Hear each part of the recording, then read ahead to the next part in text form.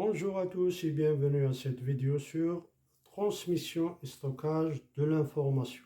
Problème, partie A. Un synthétiseur délivrant une tension analogique est relié à l'entrée d'un convertisseur analogique numérique à l'aide d'un câble coaxial. Question 1. Quelle est la nature du signal électrique à l'entrée du convertisseur, ensuite à la sortie du convertisseur? Question 2. Précisez la voie de transmission de cette chaîne. La transmission est-elle libre ou guidée? Troisième question. Les puissances mesurées à la sortie du synthétiseur et à l'entrée du convertisseur ont respectivement les valeurs PE égale 48 mW et PT égale 41 mW.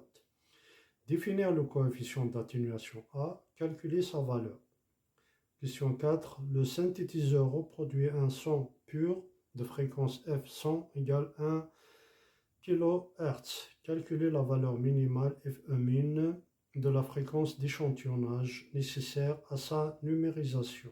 Cinquième question. Ce synthétiseur reproduit désormais un son complexe dont la représentation temporelle a une période t égale 1 sur F100 de la fréquence 1 sur F100.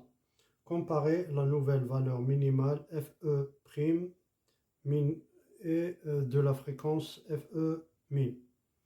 Sixième question. Le convertisseur analogique numérique a une résolution de valeur n égale 16 bits. Calculer le nombre de valeurs que peut prendre la tension à sa sortie.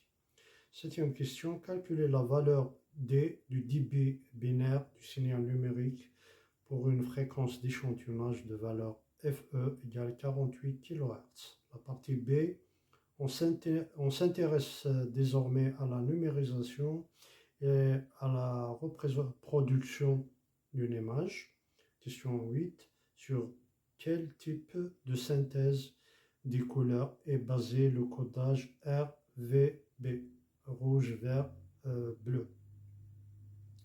Neuvième question. Lorsque les trois composantes de ce codage ont des valeurs identiques, cela correspond-il toujours à du blanc?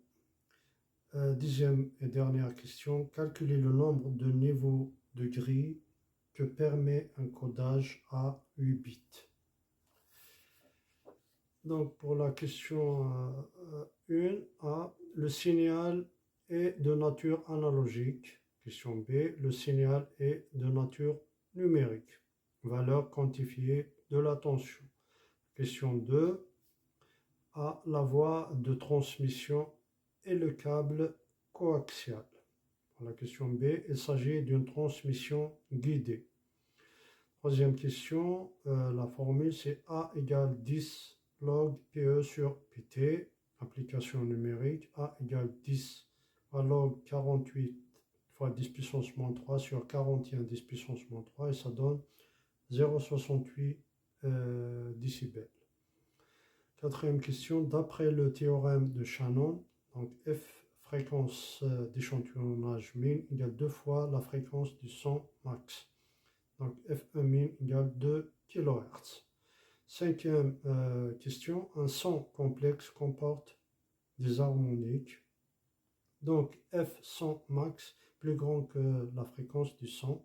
On en déduit alors l'inégalité FE' min plus grand que FE min. Pour la sixième question, la tension de sortie peut prendre 2 puissance 16 égale 65 536 valeurs différentes.